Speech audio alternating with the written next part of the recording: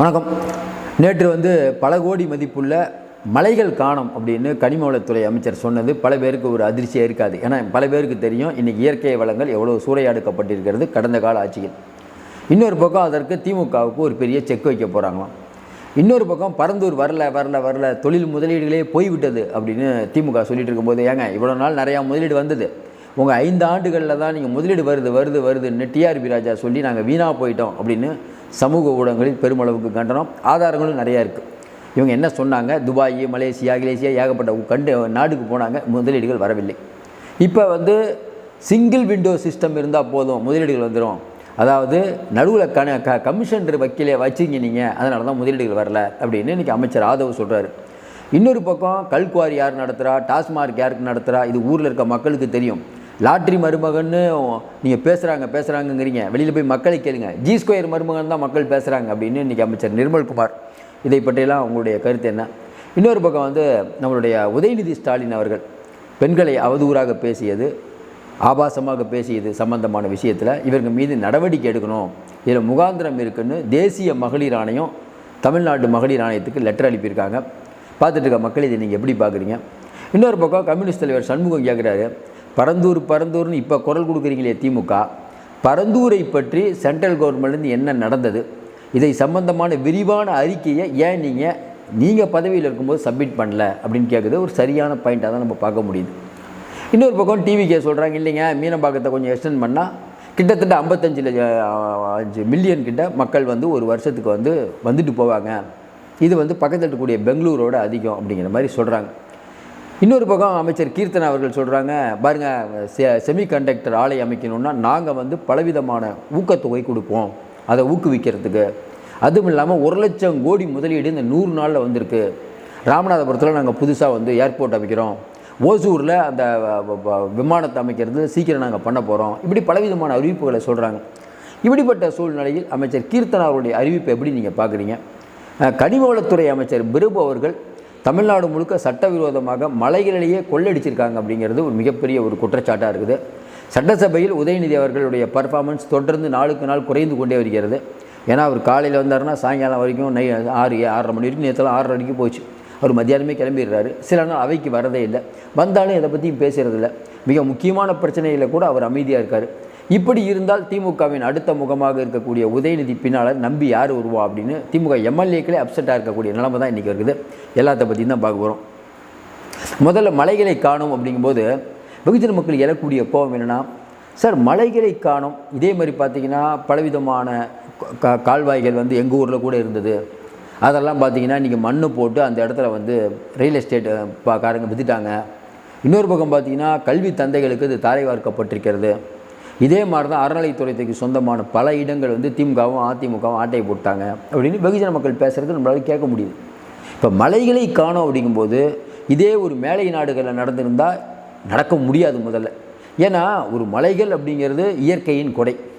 அந்த மலைகள் அப்படிங்கிறத நீங்கள் அந்த மலைகளை இல்லாத அளவுக்கு வெட்டி எடுக்கிறீங்க அப்படிங்கும்போது திமுக காரங்க கண்டிப்பாக பண்ணுவாங்க அப்படின்னு வெகுஜன மக்கள் ஏன் சொல்கிறாங்கன்னா, இதே போல் உச்சநீதிமன்றத்தில் பொன்முடி அவர்களுடைய செம்மண் முறைகேடு வழக்கு வரும்போது பொன்முடி அவர்கள் அந்த மாதிரி மண்ணை சுரண்டி எடுத்தார்.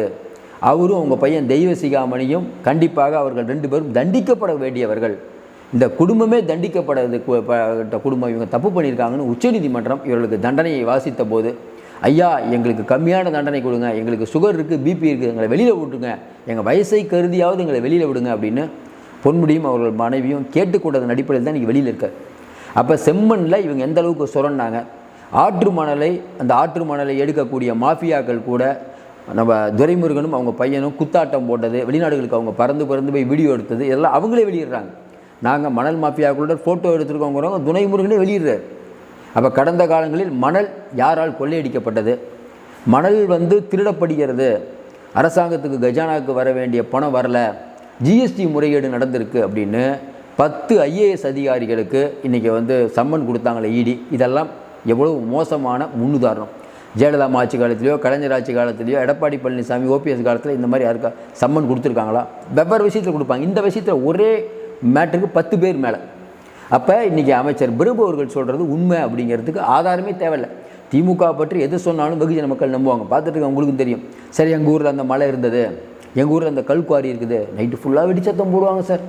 அதே மாதிரி பார்த்திங்கன்னா கனிம வளத்தை சூறையாடுறதுல திமுக அதிமுக போட்டி, ஆனால் திமுக தான் சார் ஜெயிக்கும்.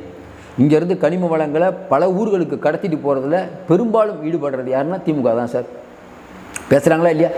போதைப் பொருள் கடத்தல்னா திமுக தான், இதுனாலும் திமுக தான், எல்லா விஷயத்துலையும் திமுக திமுக திமுக. அப்போ பிரபு அவர்கள் இன்றைக்கி சொல்கிறாரு, ட்ரோன் மூலமாக நாங்கள் வந்து கண்காணிக்கிறத நாங்கள் தான் கொண்டு வந்தோன்னு முன்னாள் அமைச்சர் ரகுபதி சொல்கிறார். உண்மைதான், அமைச்சர் பிரபு சொல்கிறார், உண்மைதாங்க. ஆனால் ட்ரோன் மூலம் கண்காணிக்கிற விஷயத்தை அடுத்த நாள் மழை பெஞ்சதுன்னா அது எல்லாம் ஆதாரம் அழிஞ்சிடும், அதை எப்படி நீங்கள் கண்டுபிடிப்பீங்கன்னு கேட்குறாரு. ரகுபதி அவர்கள்ட்ட பதில் இல்லை. ஏன்னா ரகுபதியும் கல்குவாரி வச்சுருக்காரு, முன்னாள் அமைச்சர் பொன்முடியும் கல்குவாரி வச்சுருக்காரு, முன்னாள் அமைச்சர் துரைமுருகனும் கல்குவாரி வச்சுருக்காரு. இது இல்லாமல் அமைச்சர் ஆதவ் அவர்கள் சொல்கிற மாதிரி டாஸ்மார்க் மதுவை ஒழிக்கணும்பாங்க. ஆனால் திமுககாரங்க டாஸ்மார்க் மதுபான ஆலை வச்சுருப்பாங்க. டிஆர் பாலு வச்சுருக்காரு, ஜெகத்ரட்சன் வச்சுருக்காரு, ஜெயமுருகன் வச்சுருக்காரு, இப்படி பல பேர். அதே போல் கல்குவாரியை இவங்க தான் அங்கீகாரம் கொடுப்பாங்க. ஆனால் இவங்களே 10 கல்குவாரியை நடத்துவாங்க. இப்போ சொல்கிற மக்களே, நானோ எங்கள் கட்சிக்காரங்களோ எங்கள் சொந்தக்காரங்களோ யாரும் கல்குவாரி நடத்த மாட்டோம், இது நல்ல முடிவு. இதே மாதிரி தான் அவங்க சொன்னாங்க இந்த பார் விஷயத்தில். பாரை வந்து லீஸுக்கு எடுக்கிறது டிவிகே கட்சிக்காரங்க பண்ண மாட்டாங்கன்னு ஏற்கனவே அமைச்சர் ஆதவ் சொன்னார். ரொம்ப நல்ல முடிவாக பார்க்குறோம். இன்னும் குறிப்பாக பார்த்தீங்கன்னா அமைச்சர் ஆதவ் சொல்கிற மாதிரி சைக்கிளில் போயிட்டு இருந்தவங்கலாம் இன்றைக்கி வந்து 10,000 கோடிக்கு சொத்து, சைக்கிளில் போயிட்டு இருந்தவங்கலாம் இன்றைக்கி வந்து கல்வி தந்தையாகி விட்டார்கள் அப்படின்னு சொன்னது வெகுஜன மக்கள் ரசிக்கிறாங்க. மதுரையை ஆட்டி படிச்சுட்டு இருந்தார் முன்னாள் அமைச்சர் ஒருத்தர், கனிம வளம் ஃபுல்லாக அவர் கண்ட்ரோல் தான், அவர் அப்படி பண்ணதுனால தான் நீங்கள் சட்டசபைக்குள்ளே வர முடியல. இப்படி சொல்லும்போது வெகுஜன மக்கள் பார்த்துட்ருக்க மக்களுக்கு ரொம்ப இதெல்லாம் நாங்கள் இதான் சார் நினச்சிட்டு இருந்தோம். திமுகவுடைய அட்டூழியத்தை வெளிப்படையாக சட்டசபையில் சொன்னீங்க, அவங்கள தயவுசெய்து அரெஸ்ட் பண்ணி உள்ளவங்கிறது தான் வெகுஜன மக்களின் கோரிக்கையாகுது. பார்த்துட்டு இருக்க மக்கள் சட்டசபை பற்றி உங்களுடைய கருத்து என்ன, உதயநிதியோடைய பர்ஃபார்மன்ஸ் பற்றி உங்களுடைய கருத்து என்ன? இன்னொரு பக்கம் பார்த்தா உதயநிதிக்கு சிக்கல். என்ன சிக்கல்? தேசிய மகளிர் ஆணையம் இன்றைக்கி வந்து உதயநிதி வந்து தஞ்சாவூரில் பேசியது சரி அப்படின்னு இன்றைக்கி திமுக சொல்லிகிட்டு இருக்கும்போது, இல்லை நீங்கள் ஆபாசமாக பேசினது உண்மைதான், இதை வந்து தமிழ்நாடு மகளிர் ஆணையம் விசாரிக்கணும்னு நேற்று நைட்டு கடிதம் எழுப்பிட்டாங்க. தேசிய மகளிர் ஆணையத்துக்கு எண்ணற்ற அதிகாரம் இருக்கிறது. ஏன்னா இன்றைக்கி உதயநிதி பிரச்சனை அப்படிங்கும்போது கண்டிப்பாக டிவிக்க கூடாது. ஏற்கனவே உதயநிதியை வளைச்சி உள்ளத்துக்கு போடணுங்கிறது தான் இன்றைக்கி இருக்கக்கூடிய சிஎம்மோட எண்ணம், வெகுஜன மக்களின் எண்ணமும் தான். அப்போ வாலண்டியராக வந்து அவரே வண்டியில் ஏறியிருக்கார். நாங்கள் செய்யலைங்க, தேசிய மகளிர் ஆணையம் விசாரிக்க சொல்லுது. விசாரிக்கும் போது ஆமாம் இவர் பண்ணது தப்பு, இன்னொரு நிறைய பேர் கம்ப்ளைண்ட் கொடுப்பாங்க, டிவிக்கிலேருந்து நிறைய பேர் கம்ப்ளைண்ட் கொடுப்பாங்க, பல பேர் கம்ப்ளைண்ட் கொடுப்பாங்க. பாருங்கள், தேசிய மகளிர் ஆணையம் விசாரிக்க சொல்லிடுச்சு, எப்போ உதயநிதி மேலே நடவடிக்கை எடுக்கிறீங்க அப்படின்னு நிறைய இனிமேல் கேஸ் போடுவாங்க. இது உதயநிதிக்கு ஒரு டென்ஷன் தான். ஏற்கனவே அவங்க அப்பா வந்து இன்றைக்கி நீதிமன்றத்துக்கு போயிருக்கார். அவர் எதுக்கு நீதிமன்றத்துக்கு போனார்? ஐயா, குளத்தூரில் நான் தான் ஜெயித்தேன், என்னை வந்து அடுத்து நான் சட்டமன்றத்துக்கு போயே ஆகணும், தயவு செய்து என் கேஸை உடனே விசாரிங்கன்னு நீதிமன்றத்துக்கு போகிறார். நீதிமன்றம் சொல்லிடுச்சு, ஏங்க உடனேலாம் விசாரிக்க முடியாது, திங்கக்கிழமை செவ்வாய்க்கிழமை விசாரிக்கணும்னு சொல்லிட்டாங்க. இப்போ என்ன ஸ்டாலின் அவருடைய கோரிக்கைனா, அவர் ஜெயிச்சிட்டாராம். பார்த்துட்டு இருக்க மக்கள் சொல்லுங்கள், அவர் ஜெயிச்சாரா தோத்தாரா? ஏன்னா அவர் என்ன சொல்கிறார், எல்லா ஈவிஎம்மையும் எண்ணணுமா, எல்லா ஈவிஎம் எண்ணுங்க, ஏற்கனவே எண்ணல ஈவிஎம் அது உனக்கு ஒத்துக்க முடியாது, எல்லா ஈவிஎம்மும் எண்ணுங்கிறாரு. ஒன்றுமே புரியல, நல்லா தான் இருந்தார், ஏன் இப்படி ஆனார்? 8000 ஓட்டு லீடிங்கில் தோற்றுருக்கீங்க, இப்போ போய் என்ன சரியாக வருமா? ஏன் மீண்டும் மீண்டும் அசிங்கப்பட்டுருக்கீங்க? கேட்பார் கேச்சு கூட இருக்கவங்க யாராவது சொன்னால் நீங்கள் அதை கேட்கலாமா? ஸ்டாலினுக்கு அரசியல் தெரில நம்ம தொடர்ந்து சொல்லிகிட்டு இருக்கோம்ல, அது உண்மையாகக்கூடிய நேரம் இது. உதயநிதிக்கு இப்படி ஒரு பிரச்சனைனா இவருக்கு இப்படி ஒரு பிரச்சனை. அப்பா பையன் 2 பேரும் ஒரு டென்ஷனில் தான் இருப்பாங்க பொழுது, என்ன சொல்கிறதுன்னு தெரியல. இன்னொரு பக்கம் அமைச்சர் கீர்த்தனா அவருடைய அறிவிப்பு பார்த்துட்டு இருக்க மக்கள் நீங்கள் சொல்லுங்கள், அமைச்சர் கீர்த்தனாவுடைய அறிவிப்பு எப்படி பார்க்குறீங்க? நம்மள என்னங்க, நமக்கு முதலீடுகள் வரணும், அவ்வளோதான். அவங்க சொல்கிறாங்க, கிட்டத்தட்ட 1 லட்சம் கோடி முதலீடு இப்போயே கொண்டு வந்துட்டோம். பாருங்கள், செமிகண்டக்டர் ஆலை வந்து தூத்துக்குடியில் 10,000 கோடியில் அமையுது. செமிகண்டக்டர் ஆலைகள் அமைப்பதற்கு நாங்களும் பலவிதமான நிதியை கொடுக்க போகிறோம், அவங்கள ஊக்குவிக்கிறதுக்காக, சிறு குறு தொழில் யார் வந்தாலும் சரி அப்படிங்கிறாங்க. அதே மாதிரி வந்து ராமநாதபுரத்தில் நாங்கள் ஒரு விமான நிலையம் வைக்கிறோங்கிற நல்ல விஷயம். ஏன்னா பார்த்தீங்கன்னா உத்தரப்பிரதேசத்தில் பார்த்தீங்கன்னா தடுக்கி விழுந்தா ஏர்போர்ட். அதேமாதிரி பார்த்தீங்கன்னா 2-3 மாதத்துக்கு முன்னாடி ஹைதராபாத்தில் புதுசாக ஒரு ஏர்போர்ட்டுக்கு மோடி வந்து அடிக்கல் நாட்டு போயிருக்காரு. இப்போ என்ன திமுக பரப்புகிறாங்கன்னா, பரந்தூர் விமான நிலையம் வரலைன்னா தமிழ்நாடு கற்காலத்துக்கு போயிடும், தமிழ்நாடு முன்னேறாது. இன்றைக்கி வந்து ஜோசப் விஜய் அவர்கள் பண்ண வரலாற்று பிழை என்னென்னா, இந்த வந்து வாக்கு கொடுத்துட்டோங்கிறதுக்காக நிறைவேற்றிருக்காரு, இது தப்பான முடிவு அப்படிங்கிறாங்க. நம்ம பார்த்துட்டு இருக்க மக்கள்னு சொல்லுங்கள், சாப்பாடு, விவசாயிகள், இது 2 இரு கண்கள். இது முக்கியமாக, வளர்ச்சி முக்கியமாக? வளர்ச்சியும் முக்கியம், இதுவும் முக்கியம். அப்போ இன்றைக்கி இருக்கக்கூடிய டிவிகே அரசு மாற்று திட்டங்களை இனிமேல் தான் சொல்ல போகிறாங்க. அவங்க இப்போ சொல்லியிருக்கிறது பாருங்கள், முனையம் 3 முனையம் 5 மீனம்பாக்கத்தில் அங்கே நாங்கள் எக்ஸ்டெண்ட் பண்ண போகிறோம். அது பண்ணாலே கிட்டத்தட்ட 55 மில்லியன் பயணிகள் வந்து அங்கே வந்துட்டு போகலாம் ஒரு வருஷத்தில். பக்கத்தில் இருக்க பெங்களூரே 45 தாங்க, 10 லட்சம் அதிகமாக இருக்காங்க அப்படின்னு அவங்க ஒரு கணக்கு சொல்கிறாங்க. இது எல்லாம் வரக்கூடிய நாட்களில் தான் அடுத்து டிவிக்கு இது எப்படி ஸ்டெப் பண்ண போகிறாங்க. அங்கே வந்து இப்போ நிறையா இடத்த வந்து நம்ம அக்யூர் பண்ணியிருக்கோம். அந்த இடத்த திருப்பி கொடுக்க முடியாது. எப்படி விவசாயிகிட்ட காசு வாங்கிட்டாங்க, அப்போ அந்த நிலத்தில் என்ன பண்ண போகிறீங்க? ஒன்று ஐயா அன்புமணி சொல்கிறார், அந்த இடத்துல புது ப்ராஜெக்ட் வந்தால் மக்களை திரட்டி போராட்டம் பண்ணணும். ப்ராஜெக்ட் பண்ணாமல் சும்மா ரொம்ப நாள் வச்சுருக்க முடியாது. அப்போ இதில் பலவிதமான சிக்கல்கள் இருக்கிறது. அதை எப்படி டிவிக்கு அரசு சமாளிக்க போகிறதுன்னு தெரியல. ஏன்னா இதற்காக பின்னால் இருந்து நிறைய பேரை போராட்டத்துக்கு தூண்டி விடுற வேலையை கண்டிப்பாக திமுக ஒன்றும் மாற்று கருத்தே இல்லை. இன்னொன்று தெரியும், நைட்டு பார்த்துருப்பீங்கன்னா தூய்மை பணியாளர்கள் போராட்டம். இன்றைக்கி தூய்மை பணியாளர்கள் கிட்டத்தட்ட ஒரு 3000 பேர் போராட்டம், ஒரு 3 மண்டலத்தில், 51 2-3 மண்டலத்தில் நேற்று நைட் ஃபுல்லாக போராட்டம். போலீஸார் குவிக்கப்பட்டு இருக்கிறார்கள். திமுக இதை எப்படி பார்க்கும்? ஏன்னா திமுக இதே தூய்மை பணியாளர்களை எப்படி கையாண்டதுங்கிறது உங்களுக்கு தெரியும். ஸ்டாலின் அவர்களும் உதயநிதி அவர்களும் கூலி படம் பார்த்துட்டு இருக்கும்போது ஒரே நேரத்தில் நைட்டோட நைட்டு அவங்க குண்டு கட்டாக தூக்கி போட்டாங்க. அப்போ இன்றைக்கி இருக்கக்கூடிய தூய்மை பணியாளர்களுக்கு என்ன தேவை? இதை அரசு கண்டிப்பாக கருணையுடன் கவனிக்க வேண்டும்ங்கிறது தான் வெகுஜன மக்களின் எண்ணம். ஏன்னா அந்த தூய்மை பணியாளர்களுக்கு நம்ம ஆதரவு கொடுத்தோம். அப்படிங்கும்போது இந்த தூய்மையாளர்களுக்கு நம்ம என்ன பண்ண போகிறோம்?